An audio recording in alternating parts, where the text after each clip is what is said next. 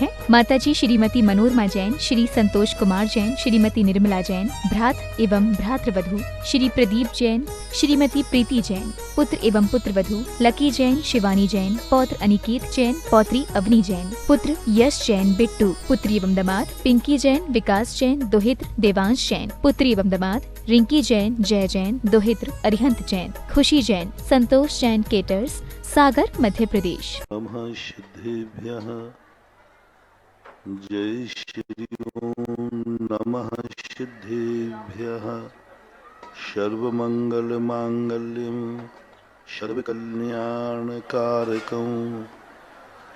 प्रधानं सर्वधर्माणां जैनं जयतु शासनं जैनं जयतु शासनं। पंच परमेष्टि भगवान की जय हो। आचार्य श्री गुरुवर कुंद कुंद महाराज की जय हो। आचार्य श्री गुरुवर विद्यासागर महाराज की जय हो। बोलिए परम पूज्य जगत गुरु निरापक श्रवण मुनि पुंगव श्री सुधासागर जी महाराज की, समस्त आचार्य संघ की। ये जो डीजे वगैरह आए इनको सबको बंद करा के रखना।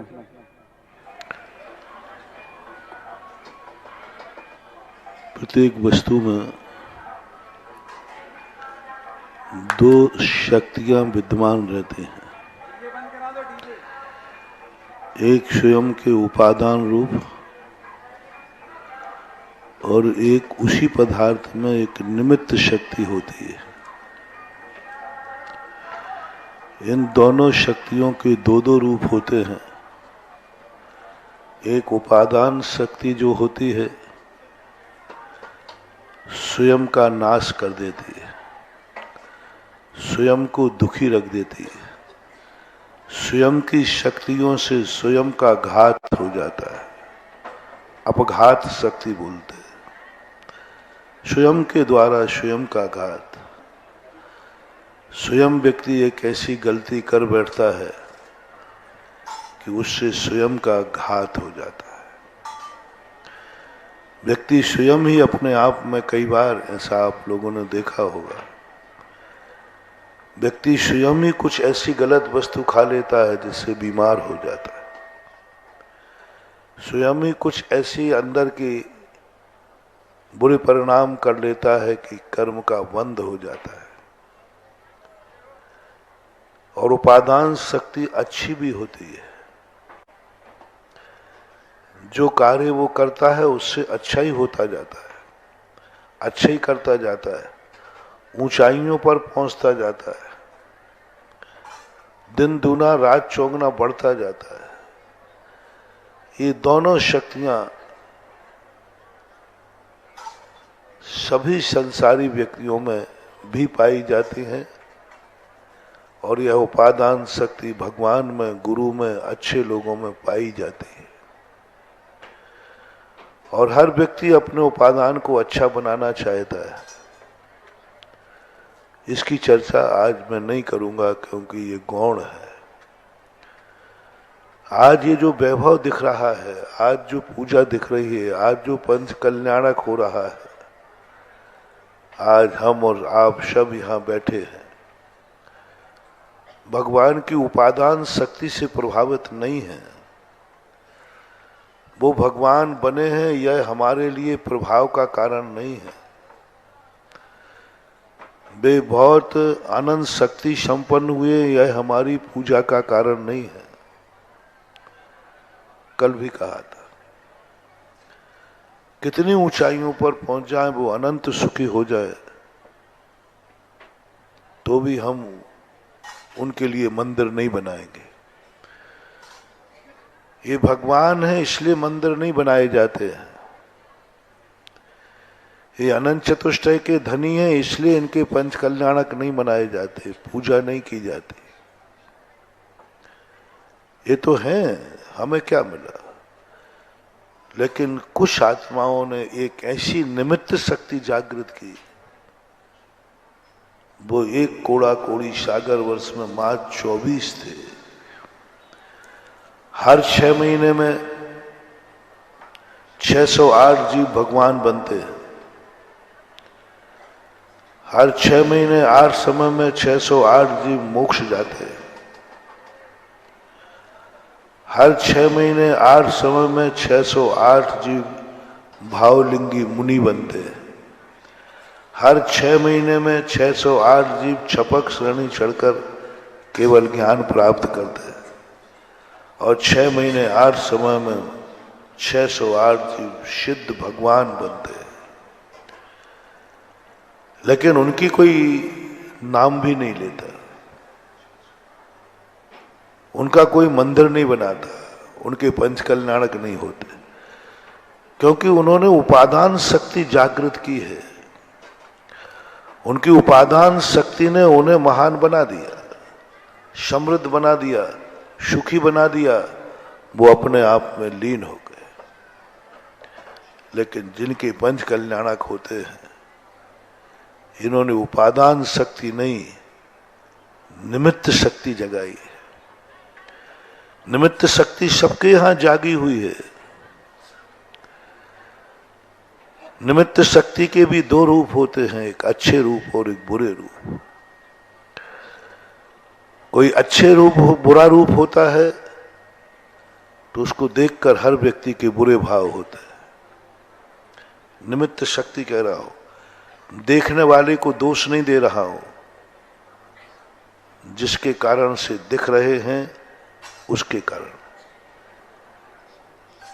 एक ऐसी निमित्त शक्ति होती है जिसको देख करके लोग डरते हैं, भय खाते हैं, और उसने अपनी ऐसी पापमय निमित्त शक्ति जगा ली कि मेरा नाम सुनते ही लोग दहशत खाएंगे।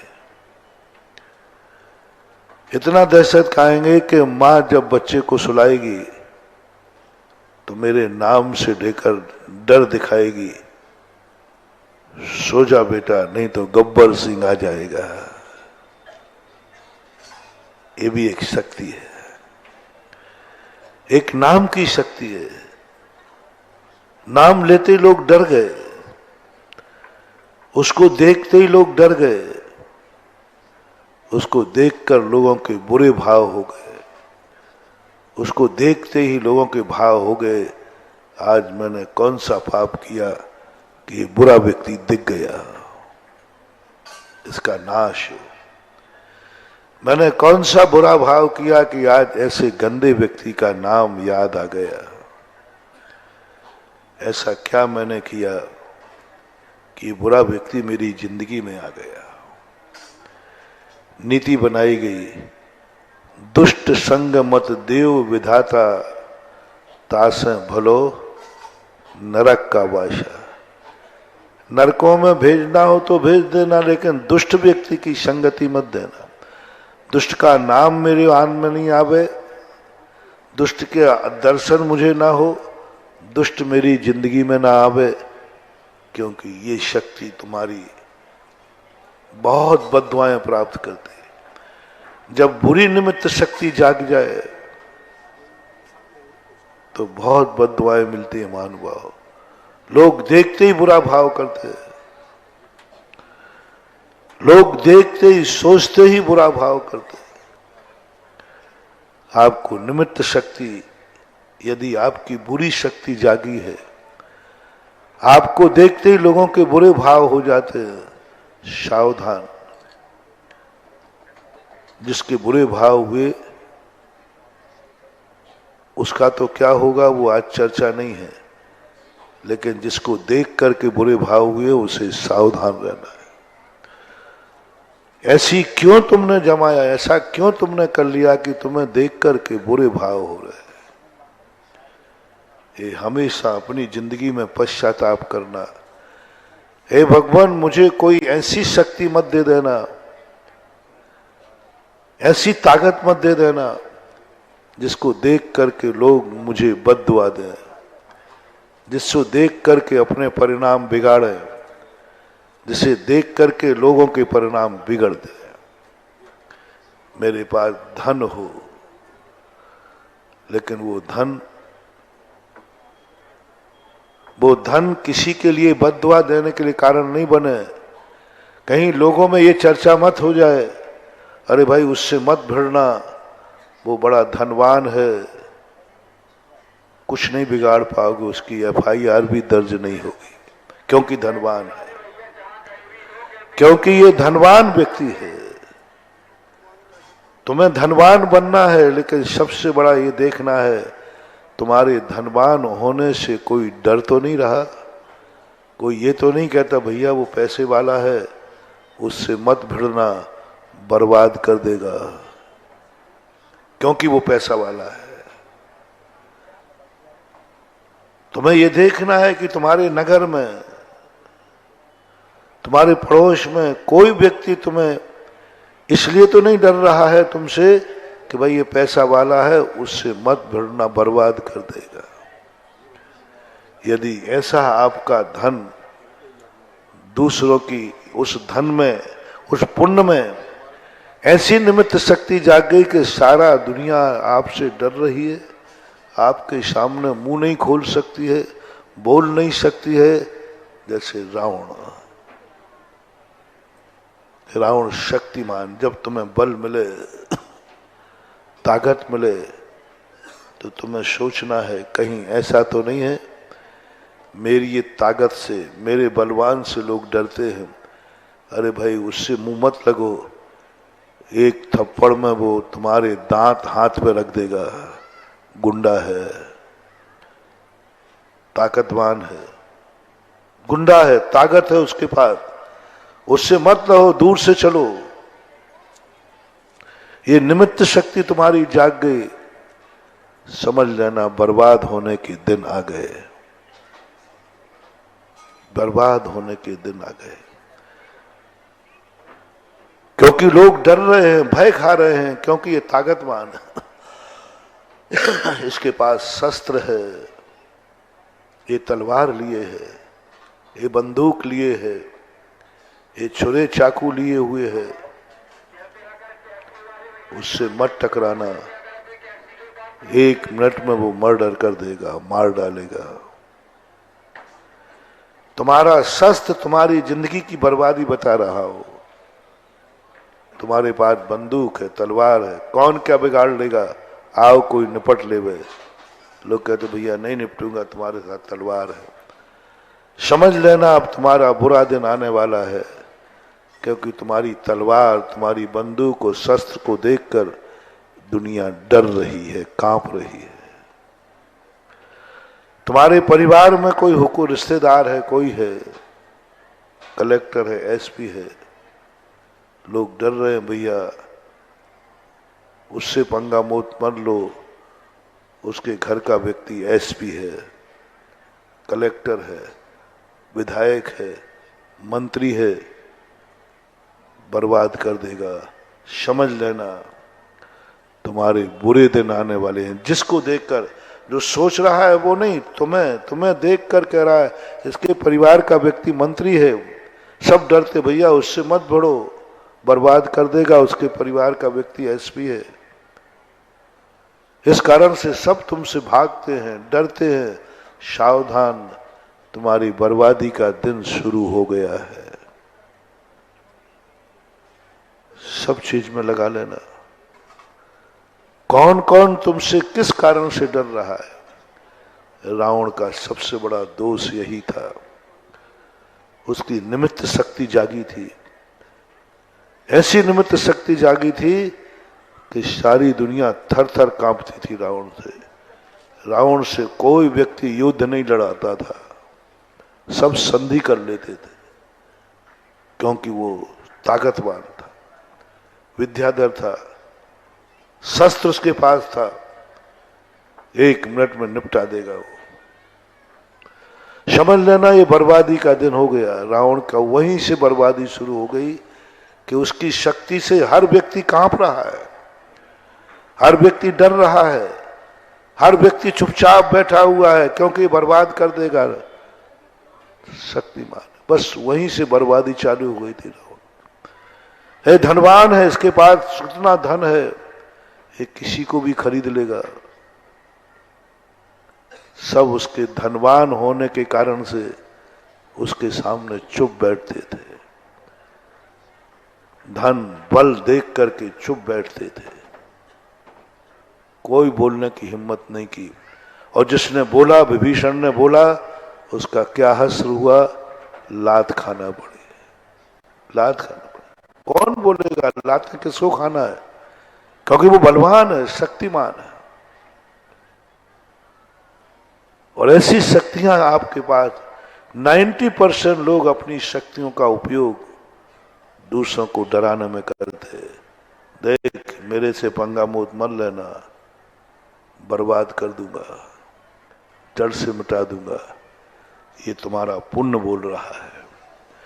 और यही पुण्य तुम्हें ऐसा अभिशाप बनेगा, तुम्हारा खुद का पुण्य, वो निमित्त शक्ति जो तुम्हारे अंदर जागी दूसरों को डराने की, यह शक्ति आज रावण को इतना कमजोर बना देगी कि आज उसके पास शरीर स्वस्थ नहीं है, खाने को दाना नहीं है, कुछ भी नहीं है, क्योंकि उनकी निमित्त शक्ति नकारात्मक हो गई। आप एक मोटिवेशन लें, आज बुरी नकारात्मक निमित्त शक्ति को जागृत नहीं करना। तुम्हें देख करके कहीं कोई कभी भी अपने पुण्य का उपयोग दूसरों के विनाश के लिए नहीं करना। तुम्हारी बुद्धि है भाई, इससे पंगा मत लो, ये चाणक्य है, कहां फंसा देगा पता ही नहीं चलेगा। ये चाणक्य है, मकड़ी का जाल ऐसा बिछाएगा कि तुम खुद अपने जाल में फंस जाओगे। कहीं कोई तुमसे, तुम्हारी बुद्धि से डर तो नहीं रहा है?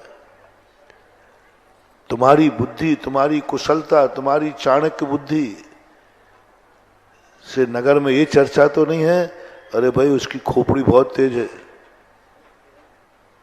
उसके चक्कर में मत पड़ जाना, नहीं तो बर्बाद कर देगा, तुम्हें पता ही नहीं चलेगा। यदि ऐसी बुद्धि तुम्हारी जाग गई है कि सारे लोग तुम्हें शकुनी मामा और चाणक्य बुद्धि के नाम से जानते हैं, अरे भाई इसकी ऐसी मायाचारी है, पता ही नहीं कर पाओगे। अपन को लगेगा अपनी व्यक्ति है और पीठ में छुरा भौंक के चला जाएगा, स्वयं मर्डर करवा के अर्थी बांध करके तुम्हारा तीसरा बैठाल देगा, क्योंकि बुद्धि है। तो आप अपनी बुद्धि में ऐसी निमित्त शक्ति न जगाएं। जैसे कल मैंने कहा था, आपकी ऐसी बुरी नजर ना हो जाए कि सामने वाला तुम्हारी नजर पड़ते कहे कैसा घूर रहा है, इसकी आंखें फूट जाए, वहीं से विनाश चालू। यानी तुम्हारी आंख में देखने की शक्ति है, लेकिन सामने वाला तुम्हें बद्दुआ दे रहा है। सब चीज में लगा लेना, चाहे मकान हो, चाहे दुकान हो, चाहे परिवार हो, जो कुछ भी हो। ये निमित्त शक्ति 90% लोगों के अंदर जागी हुई रहती है। हर व्यक्ति का कहीं ना कहीं लोग बुरा सोच रहे हैं, हर व्यक्ति तुमसे कहीं ना कहीं डरा हुआ बैठा है, डरा रहा है, घर में डरे हुए। कई बेटे कहते हैं, महाराज जी मेरी वो हुकूमत है, घर में मेरी चलती है कि पापा भी मेरे सामने बोल नहीं सकते, मेरे सामने मेरा घर के किसी की हिम्मत है, बेटा समझ लेना तुम्हारे मिटने के दिन आ गए हैं। बाप सोचता है, घर में सासू सोचती है मेरे सामने कोई बहू है कि जो आंख उठा ले। कई बहुएं सोचती हैं मैंने ऐसा टेलर बनाया है ससुराल में कि सासू की घिग्गी बंद हो जाती, बोल नहीं सकती मेरे सामने। हाँ, वो अपनी सहेलियों को सुनाती हैं, मैंने ससुराल में ऐसा टेलर जमा लिया, कोई एक व्यक्ति है जो सासू तो बिल्ली जैसी बैठी रहती चुपचाप। समझ लेना बहू रानी, तुम्हारे विनाश का समय शुरू हो गया, विनाश का समय शुरू हो गया। तुमसे हर व्यक्ति डर रहा है, हर व्यक्ति भयभीत है, कुछ भी कर सकता है। जैसे शेर से, चीता से, आतंकवादी से, गुंडों से, उनको अच्छा लगता है। शेर को अच्छा लगता है कि मेरे से शक्तिमान कोई नहीं है, लेकिन शेर को देखकर हर व्यक्ति बद्दुआ देता है कि मर जाए। एक गुंडे को लगता है कि मैं सारे नगर में मेरी तूतू बोलती है, उसे नहीं मालूम सारा नगर उसे बद्दुआ दे रहा है। महानुभाव, आपको एक प्रकार की शक्ति को ऐसा करना है, इसको प्रयास करो कि हमारी बुरी निमित्त शक्ति ना जाग जाए। निमित्त शक्ति, खलनायक की शक्ति, उपादान शक्ति नहीं कह रहा हूं। तुम्हारी जागी हुई शक्ति का सामने वाले पर क्या प्रभाव पड़ रहा है, तुम्हारे ऊपर नहीं कह रहा हूं। उपादान शक्ति से ही विनाश होता है ऐसा नहीं, निमित्त शक्ति से भी विनाश होता है। तो तुम्हारे लिए आज ये देखना है कि तुम्हारी शक्तियां किस किस के लिए दुखदाई बन रही है। तुम्हारे वैभव बढ़ने से कौन कौन दुखी हो रहा है, तुम्हारी ताकत बढ़ने से कौन कौन परेशान हो रहा है, किसको परेशानी है, किसको परेशानी है मेरे जिंदा रहने से। कल कहा था निकृष्ट बात, कौन व्यक्ति है जो तुम्हें मरा हुआ देखना चाहता है और कितने लोग हैं जो तुम्हें जिंदा देखना चाहते हैं। ये सोचना है तुम्हें। इस बार के पंच कल्याणक के प्रवचन क्रियात्मक न होकर के विचारात्मक है, क्रियात्मक न होकर के विचारात्मक है। और आपको अपनी जिंदगी में उनकी लिस्ट बनाना है, कितने लोग तुम्हें जिंदा देखना चाहते हैं। इनकी जितनी संख्या बढ़ती जाएगी, जाओ तुम ट्रेन के नीचे भी आ जाओगे तो बच के निकल आओगे, क्योंकि दुनिया तुम्हें जिंदा देखना चाहती है। संख्या बढ़ाओ उनकी।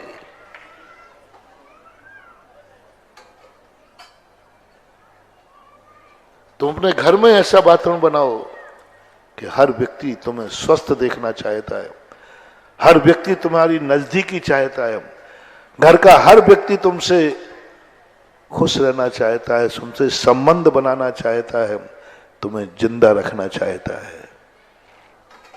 इसके बाद यदि तुम बनाना है तो अपने मोहल्ले में बनाओ। हमारे नगर का मोहल्ला हमें सुखी देखना चाहता है, हमें जिंदा देखना चाहता है। नगर का हर व्यक्ति मेरे से संबंध बनाना चाहता है, हर व्यक्ति चाहता है इनसे हमारा कोई परिचय हो जाए, इनसे हमारा कोई संबंध हो जाए, ये हमारे लिए पहचान ले, में कुछ परिचय हो जाए। ये ताकत बढ़ाओ, ये ताकत बढ़ाओ, ये शक्ति बढ़ाओ। लोग तरस जाए तुम्हारे से संपर्क बनाने में, लोग तड़प जाए तुम्हारे से संबंध बनाने में। लोग जब तुमसे संपर्क में आए, वे अपने आप को अभाग्यशाली माने, आज मैं धन्य हो गया, फलाने व्यक्ति से मेरा परिचय हो गया। आपको देखना है कितने लोग आपसे मिलकर के खुश होते हैं, कितने लोग आपसे परिचय करना चाहते हैं, कितने लोग आपके निकट आना चाहते हैं, कितने लोग आपसे बात करना चाहते हैं, कितने लोग आपकी संगति चाहते हैं। इनकी लिस्ट जीवन में बनाना है। बताते हैं ये व्यक्ति कैसा था, बारात से पता नहीं चलता। ये व्यक्ति कौन है, कौन मरा है, कहाँ गया है, इससे पता चलता है अर्थी के पीछे चलने वाली भीड़ से। क्योंकि जिंदगी भर साथ रहे वो तो मुंह देखी है, लेकिन मरने के बाद कोई 4 कदम चलने के लिए देखा जाए तो ये की बैठक क्यों की गई है, अर्थी में सब लोग क्यों जाते हैं। बहुत बड़ा राज। शादी विवाह में इसलिए जाते हैं क्योंकि मुंह देखिए, जिंदा रहना है, संबंध है, काम है, व्यवहार पड़ेगा। जिंदगी भर रिश्तेदारी निभाते हैं क्योंकि मुंह देखी सबकी होती है। लेकिन अर्थी में भीड़ क्यों जाती है, अर्थी में भीड़ क्यों जाती है। अरे 4 लोग को जलाना है, मर गया, हाथ ठेला पे रखो, जलाया, बात खत्म, बात हो गई। आग ही तो लगाना है, आग लगाने के लिए इतने लोग क्यों जाते हैं, मुर्दे को इतने लोग क्यों ले जाते हैं। बहुत बड़ा मनोविज्ञान है महानुभाव। उस अर्थी में जाने वाली भीड़ से देखा जाता है कि कौन व्यक्ति मरा है और मर के कहां गया है। इतनी भीड़, हर व्यक्ति सुन करके साथ हो गया। जिंदा में कोई तुम्हारे साथ सुख दुख के शेयर होवे, तुम्हारे मरने पर उसकी आंख में आंसू आ गया। कितने आंसू गिरे हैं तुम्हारे मरने पर, वही तुम्हारा निर्णय है कि तुम इस दुनिया में दानव बन के रहे हो या मानव बन के रहे हो या देवता बन के रहे हो। ये निर्णय करेंगे तुम्हारे मरने के बाद कितनी आंख में आंसू गिरे हैं, कितनी आंख में आंसू आए। क्योंकि अपन नहीं जान पाते जिंदगी में ये व्यक्ति कितना अच्छा रहा, कैसे रहा, और ये मरने के बाद कहां गया। कुछ नहीं करना मानो, बहुत बड़ा थर्मामीटर दे रहा हूं, बहुत बड़ा थर्मामीटर। किसी ज्योतिष के चक्कर में नहीं पड़ना, नहीं बता पाएगा। कोई नहीं बता सकता कौन जीव कहां चला गया है, विलय को प्राप्त होता है। मैं जो थर्मामीटर दे रहा हूं उसके मरने की खबर तुम लेके जाना पड़ोस में। वो सुनते ही क्या बोला भाई साहब, वो मर गया, ओहो, और उसकी आंख से आंसू टपक जाए। पूरे नगर में घूमना, पूरे देश में घूमना, जिनके मरने की खबर सुनकर के जितने आंखों में आंसू आएंगे, समझ लेना वह उतना ही बड़ा मानव था और देवता था। मरने के बाद आंसू निर्णय करते हैं, और मरने के बाद आंसुओं की संख्या निर्णय करती है ये मरकर स्वर्ग गया कि नरक गया। इसलिए कहा जाता है कि कम से कम महानुभाव तुम इतने व्यवहार बना लो कि मरने बाद कम से कम 2 आंसू बहाने वाला तो मिल जाए। भारत की नीति है कि मरने के बाद यदि कोई 2 आंसू बहाने वाला नहीं मिला तो उस आत्मा का कल्याण नहीं होता, दुर्गति होती। वैष्णव दर्शन में कहते हैं वो आत्मा भटकती रहती है। क्यों भटकती रह गई?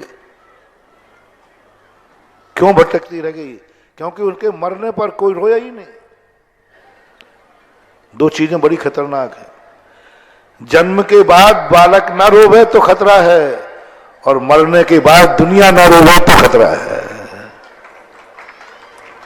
जन्म के बाद यदि बालक नहीं रोया तो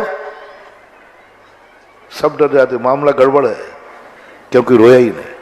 और मरने के बाद दुनिया नहीं रोई, खतरा है, कोई पापी मरा है, कोई पापी मरा है। मरने पर घर में शांति। मर गया, तुम्हारे घर के लोग कहते अच्छा हुआ मर गया, ठीक है। मान लो घर वाले ना कहें तो पड़ोस में पूछना कि फलाना व्यक्ति मर गया, ओहो, बस शांति हो गई। शाम को पीकर आता था, सारे मोहल्ले को गालियां बकता था।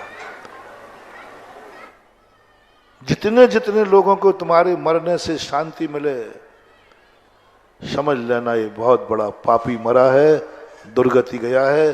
कोई बड़े थर्मामीटर के चक्कर में मत पड़ना। और मरते समय हर व्यक्ति के जो देखो वही आंसू बहाता है, जो देखो वही उठ करके तुरंत अर्थी में शामिल हो जाता है। चलो बोला, अर्थी की संख्या बढ़ती जा रही है। उस अर्थी की संख्या देख करके अनुमान लगाता है कि ये कहीं ना कहीं इसने अच्छे कार्य किए हैं, तभी तो लोग इसकी अर्थी में साथ जा रहे हैं। तिये की बैठक से लगाया जाता है कि मर के कहां गया। 3 दिन तक संकेतों की चर्चा की है, और तिये की बैठक पर जितने लोग बैठने आए, और बैठक से लगाया जाता है कि व्यक्ति कौन मरा है, कैसा मरा है। इसलिए महानुभाव, आपको इतनी निमित्त शक्ति जगाना है, मरने के बाद कोई 2 आदमी रोने को मिल जाए। 4 मिले तो और अच्छा है, 400 मिले तो और अच्छा है। पूरा नगर तुम्हारे मरने पर रो जाए, जाओ बेटा तुम नियम से देवता बने हो, स्वर्ग में गए हो, क्योंकि सारा नगर रो रहा है। और बताओ, यदि तुम्हारे मरने पर महाराज को भी दुख हो जाए, जाओ तुम आसन्न भव हो, मोक्ष बहुत जल्दी मिलने वाला है। क्योंकि तुम्हारे मरने पर महाराज रोए तो नहीं, ओहो, वह मर गया, वो तो हमारे धर्म की ध्वजा था, वो तो धर्म के लिए जी रहा था, वो तो धर्म के लिए कमा रहा था, वो तो धर्म की पर्याय थी। ओहो, वो मर गया, ये तो धर्म की ध्वजा था, ये तो श्रमण संत की रक्षक था, ये जिंदा था इसलिए नगर में धर्म था। तो समझ लेना कि तुम्हारा बहुत बड़ी शक्ति जागी है। और यदि महाराज ने भी कि अच्छा मर गया, शांति हुई। जब देखो, जब धर्म पर उपसर करता था, कई लोगों के मरने पर मिठाई बांटी जाती है, कई लोगों के मरने पर खुशियां मनाई जाती है, मरने पर भी दिवाली मनाई जाती है। कई लोगों के मरने, जब कोई आतंकवादी डाकू मरता है, ये निमित्त शक्ति अपनी जिंदगी में ना जाग जाए। तुम्हारे जिंदा रहने पर कोई तुम्हें मरना तो नहीं जा रहा है, तुम जिंदा हो और वो सोच रहा है कोई कब मरेगा। ये शक्ति तुम्हारी कभी ना जाग जाए महानुभाव।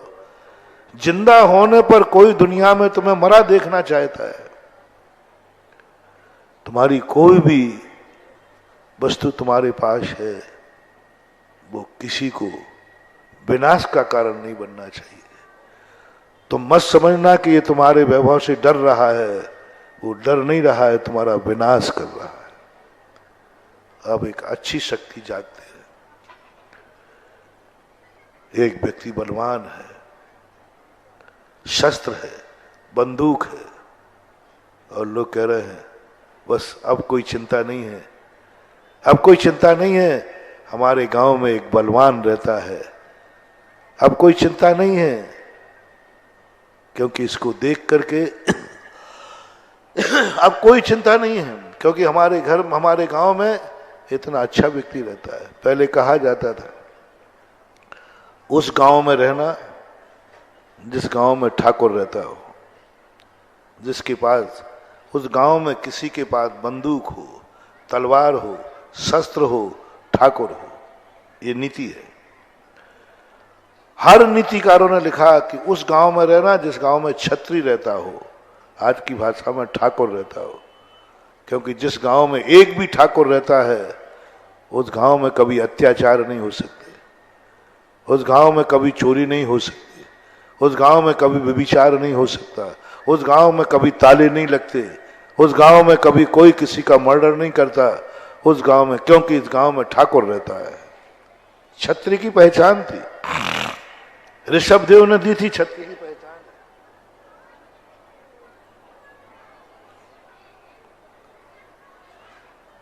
छह कर्म बताए थे, उसमें से एक कर्म समझ में नहीं आता था, तलवार चलाना सिखाया,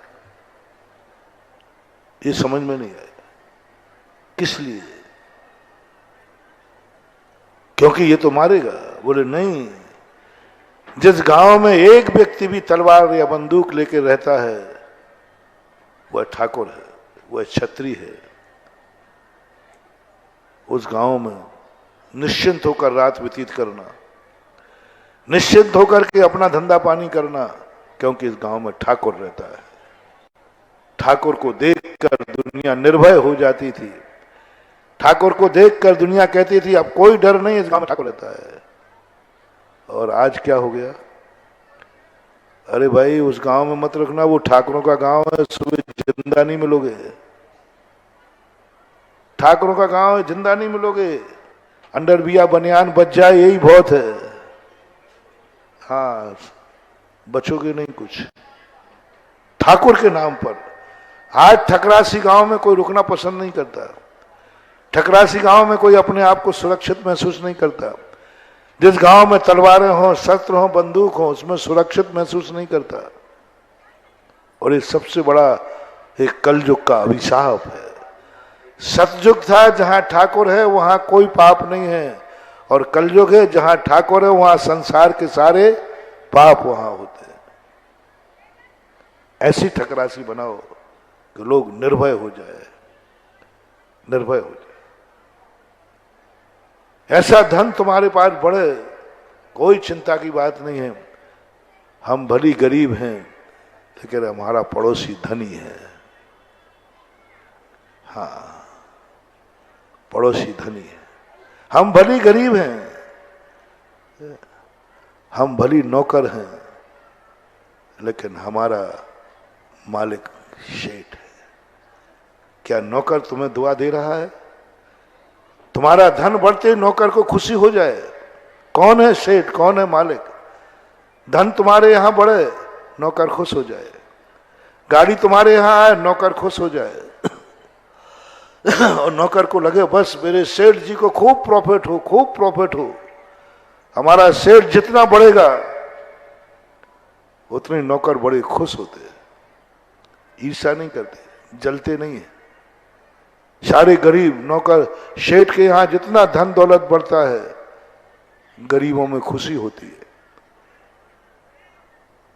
राजा जब जीत के आता था, सारी प्रजा खुशी मनाती थी।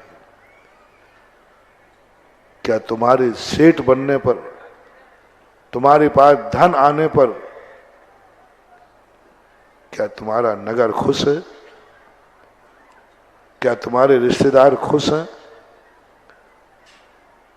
कि आज ये व्यक्ति के पास बहुत धन आया है? और नगर कहते मजा आ गया, अब नगर का उद्धार हो जाएगा क्योंकि हमारे सेठ के पास धन आ गया। सेठ को देख करके लोग अपने आप में खुशी मना, उनको कुछ नहीं मिला है पर नगर खुश है। बोले क्यों? बोले सेठ का धन आया है, जरूर हमारा उद्धार होने वाला है। गुजरात में एक रथ यात्रा निकली, एक सेठ ने निकाला, बहुत बड़े, उसको किसी ने ईर्ष्या भाव नहीं किया।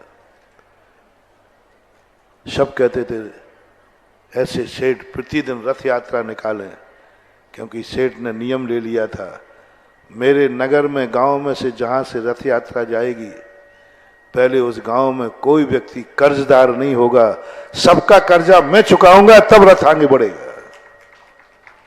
सारे गरीब कहते ऐसे सेठों के पास दिन दूना रात चौगुना धन बढ़े, गरीबों की दुआ लो। तुम धन कमाने में लगे हो, तुम धन कमाना चाहते हो, ये कोई बड़ी बात नहीं है। हर व्यक्ति धनवान बनना चाहता है, हर व्यक्ति धन कमाना चाहता है, ये कोई बड़ी बात नहीं। और जरूरी नहीं कि तुम्हारे यहां बढ़ जाए, लेकिन एक गरीब चाहता है मेरे नगर का सेठ धनवान हो, मेरे सेठ के पास धन हो। तुम्हारे धन को देखकर सेठ खुश, दुनिया खुश हो रही है, नगर खुश हो रहा है, गरीब खुश हो रहा है। वो कामना कर रहा है मेरे सेठ जी का, मेरे राजा की विजय हो, मेरे राजा की विजय हो, मेरा राजा, मेरा सेठ धनवान हो। कितने लोग आपको धनवान देखना पसंद करते हैं? कितने लोग? उनकी लिस्ट बनाओ। कितने लोग चाहते हैं नगर में कि तुम धनवान बनो, और कितने लोग चाहते हैं कि ये बर्बाद हो जाए? ऐसी कुछ आत्माएं होती हैं जिनके लोग दुआ करते हैं। नौकर दुआ करता है। एक सेठ जी के यहां घटना घट गई कि एक व्यक्ति मर गया व्यापार में। पुलिस आई, पुलिस ने कहा रिपोर्ट लिखाओ, रिपोर्ट लिखाओ। उन्होंने कहा नहीं, सेठ जी से पूछ के लिखाऊंगा। अरे सेठ जी के विरुद्ध में ही लिखाना है, उनसे क्या पूछना, वो कैसे? बोले नहीं, रिपोर्ट तो तभी लिखी जाएगी जब सेठ जी से पूछ लूंगा। नौकर सेठ जी की रिपोर्ट नहीं लिखा रहा।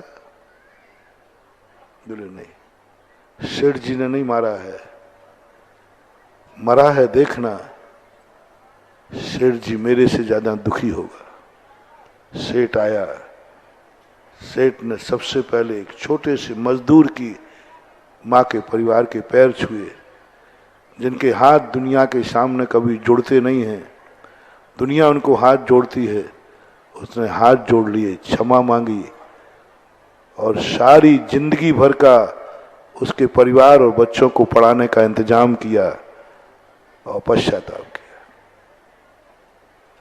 उससे पूछा गया तुम्हारा बेटा बन गया है? बोले मुझे कोई रिपोर्ट नहीं लिखाना है, रिपोर्ट लिखाने से कुछ नहीं होने वाला है। सेठ जी की FIR, बस पुलिस वालों के मजे हो जाएंगे, हम तो बर्बाद के बर्बाद हो जाएंगे। देखा सेठ जी ने मुझे आबाद कर दिया। क्या तुमने अपने नौकरों पर ऐसी बनाई है कि नौकर तुम्हारी दुआ सोच रहा है, तुम्हारा हित सोच रहा है, तुम्हें धनवान देखना चाहता है, क्योंकि वो चाहता है कि सेठ के धन बढ़ेगा तो हमारा वेतन भी बढ़ेगा, हमारी कमाई भी बढ़ेगी। सेठ बढ़ेगा तो मैं बढ़ूंगा। नौकरों की दुआ लो, नौकर तुम्हारे लिए मेहनत करे, नौकर के मन में ये भाव आ जाए सेठ बढ़ेगा तो मैं बढ़ूंगा।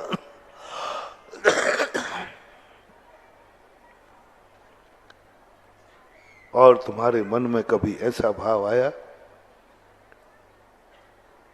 कि समाज तो छोड़ो, राष्ट्र भी चाहता है कि तुम्हारे पास धन बढ़े, तुम्हारा व्यापार धंधा बढ़े, बहुत व्यापार धंधा चले आप, राष्ट्र भी चाहता है, राजा भी चाहता है।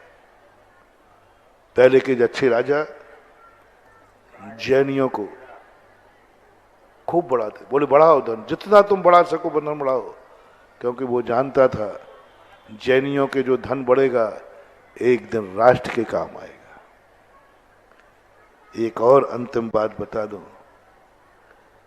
जिनको धन से कोई मतलब नहीं है, धन से कोई लेना देना नहीं है, क्या आपके गुरु महाराज, आपके मुनिराज आपको धनवान देखना चाहते हैं? सबसे बड़ी दुआ देखना। बहुत बड़ी अंतरंग बात बता रहा हूं, आज तक कभी ये बात बताई नहीं गई। पृथ्वीपुर पर विशेष कृपा है ना, तो बता दूंगा। कौन कौन व्यक्ति तुम्हें धनवान देखना चाहता है? परिवार, रिश्तेदार, मोहल्ला, नगर, देश, राष्ट्र। बस एक ही बात की प्रयास करो, धन कमाने से कोई मतलब नहीं, ये धन नरक गति का कारण है। बहवारम परिग्रहत्वम नारकस्य है। यही धन ने रावण को नरक भेज दिया, यही धन तुम्हारी दुर्गति कराएगा। जिस धन पे तुम इतरा रहे हो, ये धन तुम्हारी जिंदगी में ऐसे आएगा, यही धन तुम्हारी जिंदगी को उजाड़ देगा। ना जाने कितने लोग धन से बर्बाद हो गए, धन के कारण उनके मर्डर हो गए, धन के कारण परिवार खत्म हो गए। धन लेके जा रहे थे, रास्ते में किसी ने मार दिया, धन ले गया। धन नहीं होते तो जिंदा रह जाते, धन के कारण मर और गए। ऐसा होता है कि नहीं? धन के कारण, यदि धन नहीं होता तो सामने वाला किस लिए मारा उसने? राजस्थान में एक परिवार को रात में चोरों ने पूरे घर को बर्बाद कर दिया, पूरे घर को, एक भी महिला नहीं बची, सबको कत्ल कर दिया। किस कारण से? धन के कारण। पूरा घर बर्बाद हो गया धन के कारण। इसलिए धन कमाने में ज्यादा इंटरेस्ट मत लो। जो मैं आज कह रहा हूं, कौन कौन व्यक्ति तुम्हें धनी देखना चाहता है? कौन कौन चाहता है कि तुम्हारे पास धन हो? कल कहा था ना मैंने, तुम्हारा तो बाप ही चाह रहा है कि मेरे बेटे के पास पैसा नहीं होना चाहिए, क्योंकि अभी शराब पी लेगा, ये जुआ खेल लेगा। तुम्हारे घर के लोग तुम्हारे हाथ में पैसा नहीं देना चाहते, तुम्हें तिजोरी की चाबी नहीं देना चाहते। तुम्हारे लिए सबसे बड़ा अभिशाप। पहला प्रयास करो, क्या पिता चाहता है कि तुम्हारे जेब ज्यादा धन दौलत से भरे रहे, तुम्हारे हाथ में सदा पैसा हो? क्या ऐसा व्यवहार आपने किया है? दूसरी बात जो मैं कह रहा था, एक प्रयास कभी करना महानुभाव, ये नमोस्तु के आशीर्वाद में कुछ नहीं मिलने वाला। तो तुम नमोस्तु करते हो ना तो हम हाथ उठा देते हैं। इसलिए उठा देते हैं कि माथा पोड़िए, जब तक टलेगा नहीं ये। आजकल तो मैं बिना नमोस्तु कहते भैया आशीर्वाद पधारो, इनसे कुछ नहीं होने वाला। गुरु की एक बात दुआ तुम ले लो जिंदगी में, जाओ तुम्हारी जिंदगी में कभी दरिद्रता मुख नहीं देखेगी। एक आशीर्वाद है। जो मुनराज कभी धन दौलत कुछ भी नहीं चाहते हैं, कुछ भी मतलब नहीं है, स्वयं के पास कौड़ी भी नहीं है, लेकिन उनका भी मन कर रहा है मेरा भक्त धनवान हो, मेरा भक्त धनवान हो, मेरा भक्त धनवान हो, मेरा भक्त माटी छुए सोना हो जाए, मेरे भक्त के पास हमेशा धन से रथ से भरी रहे। क्या आपका गुरु, क्या आपने ऐसा कुछ किया है जिससे गुरु महाराज भी तुम्हें धनवान देखना चाहे? गुरु महाराज धनवान देखना चाहे, बिल्कुल विरोधी भाव है। साधु धन से कोई लेना देना नहीं, लेकिन वो चाहता है मेरे भक्त के पास धन खूब रहे, सदा रहे। कभी ये दुआ तुमने गुरु से ली है? अब मैं आपसे पूछता हूं, गुरु कब चाहेगा, क्यों चाहेगा कि तुम धनवान हो? क्यों चाहूंगा बताओ? मुझे तुमसे कोई बंगला बनवाना है क्या? मुझे तुमसे कोई गाड़ी चाहिए है क्या? मुझे कोई अपनी पिछी सोने की बनवाना है क्या?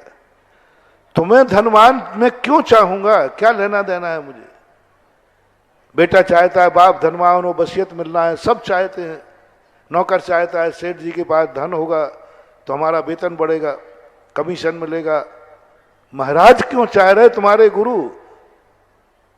वो चाह रहे मेरे भक्त के पास धन दौलत हो।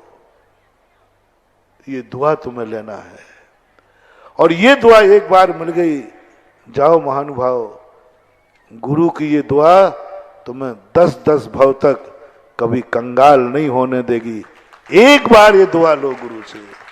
बहुत आशीर्वाद ले लिए तुमने, फले हैं कि नहीं फले मुझे पता नहीं है, लेकिन एक आशीर्वाद, एक प्रयास करो गुरु को खुश करने का। पैर दबाने से नहीं, आहार देने से नहीं, जयकार बोलने से नहीं, पगचंपी से नहीं, मक्खन पालिश से नहीं। एक दुआ, गुरु के मन में भाव आ जाए मेरा भक्त धनवान हो, बस जैसे बने तैसे। ये दुआ गुरु की ले लेना। अब पूछो, सोचो, समझो, गुरु तुम्हें धनवान क्यों देखना चाहता है? बोलो, क्या रिश्तेदारी है? क्या मोह है? क्या मोह है? क्या राग है? क्या चाहत है कि मैं तुम्हें धनवान देखना चाहता हूं? उसको धन से प्रेम नहीं, बस गुरु के मन में एक धारणा बन जाए, जैसे जैसे मेरे भक्त का धन बढ़ेगा वैसे वैसे हमारे धर्म की ध्वजा आगे बढ़ेगी। धन बढ़ेगा तो मंदिर बनेंगे, धन बनेगा तो पंचकल्याणक होंगे, धन बढ़ेगा तो बहुत बड़ा कार्य होगा, बहुत बड़ा कार्य, बहुत बड़ा कार्य। क्या तुमने अपनी रेपुटेशन ऐसी बनाई है कि गुरु महाराज तुम्हें धनी बनने की भावना करें? उनके मन में है कि इसके धन बढ़ेगा, नियम से धर्म बढ़ेगा। जैसे जैसे ये बड़ा आदमी होगा वैसे वैसे धर्मात्मा होगा। जैसे जैसे धर्म बढ़ेगा, धर्म बड़ा आदमी होगा, उतने ही बड़ा ये धर्मात्मा होगा। ऐसी धारणा यदि गुरु महाराज की बन जाए तो वे तुम्हें सदा बड़ा आदमी देखना चाहेंगे, क्योंकि धन बढ़ेगा तो धर्म बढ़ेगा। आज क्या हो रहा है? मैं तो नहीं चाहता हूं, कुछ को चाहता हूं, कुछ को नहीं, क्योंकि जैसे ये बड़ा आदमी बने ये मंदिर आना छोड़ देगा, अभिषेक करना छोड़ देगा, दान देना छोड़ देगा। ये मंदिर में नहीं मिलेगा, किसी मधुशाला में मिलेगा। ये हमारे पास नहीं मिलेगा, बड़ा होने के बाद किसी जुआ के फल पर मिलेगा। तो फिर मैं भी तुम्हारा गुरु हूं बेटा, मैं भी तुम्हारा बाप हूं बेटा। यदि धन बढ़ने से तुम पापी होते हो तो लो मेरी बद्दुआ लेके जाओ। भगवान ये मेरा भक्त है, इसके हाथ में कभी धन की सिद्धि नहीं होना चाहिए। गुरु हित करेगा कि अहित? सबसे बोलो जल्दी। हित करेगा। बाप ने कहा बेटे के हाथ में धन नहीं होना चाहिए, धन हुआ नहीं और शाम को नाली में पड़ा मिलेगा। मैं भी तुम्हारा गुरु हूं। लो, दो प्रकार से हित चाहता हूं, दो प्रकार से तुम्हारा कल्याण चाहता हूं। एक कल्याण चाहता हूं कि भगवान इसके हाथ में पैसा हो ही नहीं, 2 टाइम की रोटी मिल जाए। मर है नहीं, पैसा नहीं हो गए, कहीं से सिद्धि ना हो, मैं माला फेरता हूं, मैं भावना करता हूं, मैं माला फेरता हूं। स्पष्ट कहना मेरा नेचर है।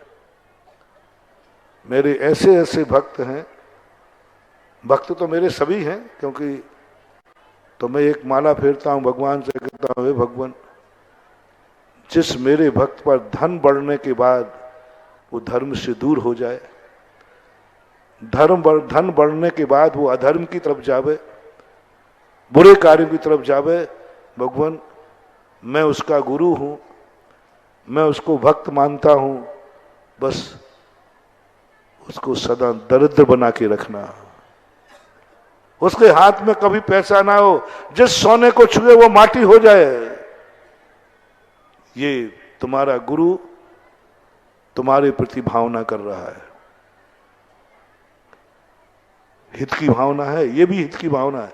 सोना छुओ माटी हो जाए। ये कभी बड़ा आदमी नहीं बने, सदा काम चलाओ, घर गृहस्थी चलती रहे।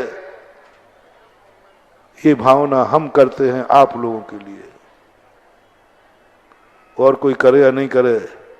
सुधा सागर के भक्तों सुन लो रे कान खोल करके, सांची कहना खुश रहना। मैं करता हूं कि इसको कभी भी इसके हाथ में कोई सिद्धि नहीं हो, कोई धन नहीं हो, बस मजदूरी करे, खाए पिए, दाल रोटी खावे और सीख रहे। इस भावना से भी मैं तुम्हारा उद्धार करूंगा। ये भावना बुरी नहीं है, ये भावना करने का हमें अधिकार है, क्योंकि हम गुरु हैं तुम्हारे। इसमें भी कल्याण ही है। बोलो इसमें, क्योंकि तुम शराबी हो, तुम जुआरी हो, धन बढ़ेगा तो तुम पाप करोगे, धन बढ़ेगा तो तुम धर्म से दूर भागोगे। तो मैं सोच रहा हूं कि ये धर्मात्मा बना रहे, ये शाम को नाली में पड़ा हुआ ना दिखाए, और इसका कारण है धन। तो इसके हाथ में धन नहीं होगा तो तुम मंदिर आते रहोगे, तुम गुरु को याद करते रहोगे, तुम सुबह शाम नमोकार मंत्र की माला फेरते रहोगे, तुम शाम को नाली में पड़े हुए नहीं दिखाओगे। बोलो मैंने ये जो भावना भाई, अच्छी भाई के बुरी भाई, बोलो ना अच्छी भाई। और एक भावना वो है, आपको आज भगवान का जन्म हुआ है ना, आज तुम्हें वरदान दे रहा हूं। एक भावना ये है, भगवान ये मेरा भक्त है, माटी को छुए और सोना हो जाए, संसार की सारी धन दौलत इसके पास रहे, क्योंकि जितना जितना धन बढ़ेगा उतना उतना ये धर्म करेगा। जितना जितना धन बढ़ेगा ये सुबह उठकर अभिषेक करेगा, पूजन करेगा, मंदिर बनाएगा, पंच कल्याणक में बोलियां लेगा, अस्पताल खोलेगा, विद्यालय खोलेगा। हे भगवान बढ़ाओ इसके पास, जितना धन बढ़ाओ। हे लक्ष्मी जा इसके पास जा।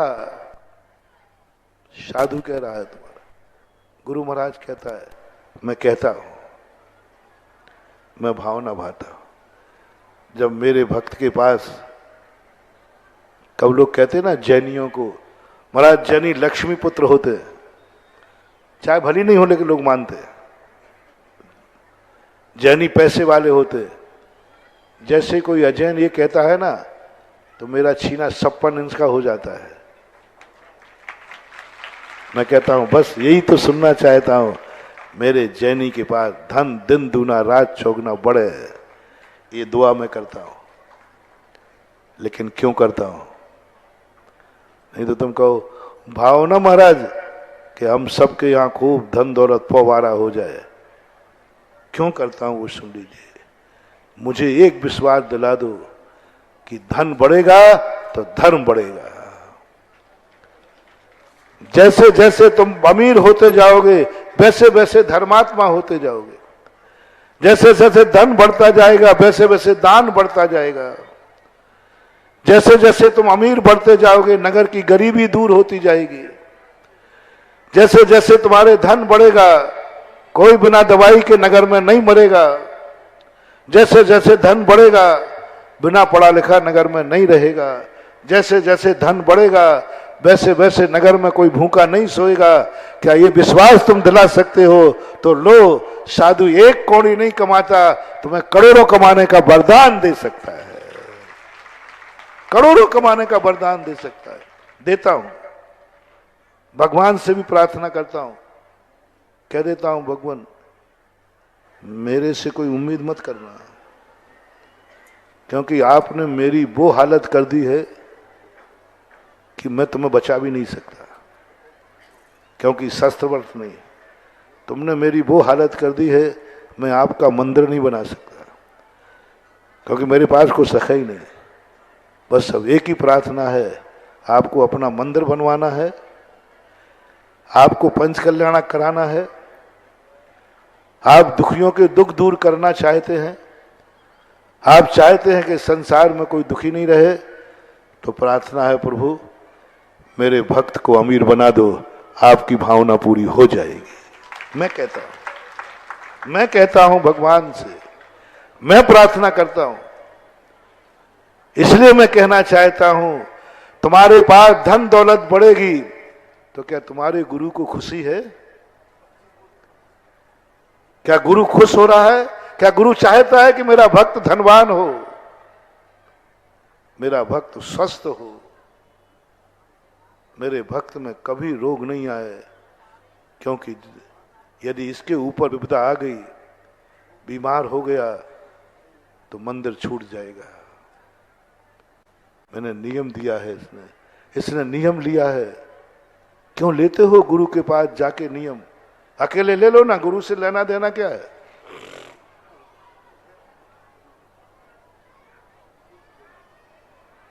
बहुत बड़ा रहस्य बता रहा हूं मैं। क्यों गुरु से दीक्षा ली जाती है? क्यों गुरु के पास नियम लिया जाता है? क्या करना है? कपड़े फेंकना है, केस लॉन्च करना है, पिछी कमंडल लो और जाओ? अरे नियम लेना है अभिषेक करने का, पूजन करने का, रात्रि भोजन त्याग करने का, व्यसन त्याग करने का। फिर गुरु से ही क्यों लेना? लोग बहुत प्रश्न करते हैं, आज बहुत अच्छा जवाब ध्यान में आ रहा है। स्वयं ले लो ना, 9 बार नमोकार मंत्र पढ़ के। आज से रात्रि भोजन नहीं करूंगा, आज से मैं अभिषेक पूजन करूंगा, आज से मैं नमोकार मंत्र की माला फेरूंगा, आज से मैं रवि व्रत लेता हूं, रोहिणी व्रत लेता हूं, 14 लेता हूं। सब अपने आप ले लो ना, क्या फर्क पड़ रहा है? क्यों गुरु के पास लेने का महत्व बताया? लो आज का ये रहस्य सुनो।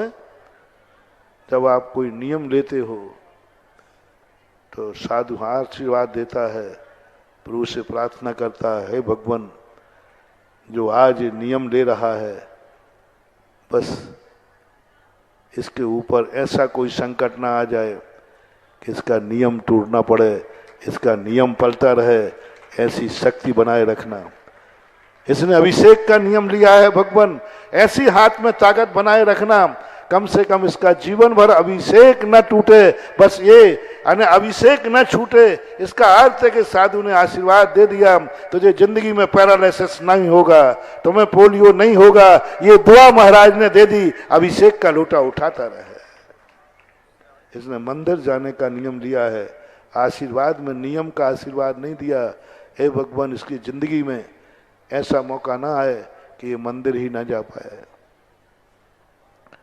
इसने रात्रि भोजन का त्याग किया है।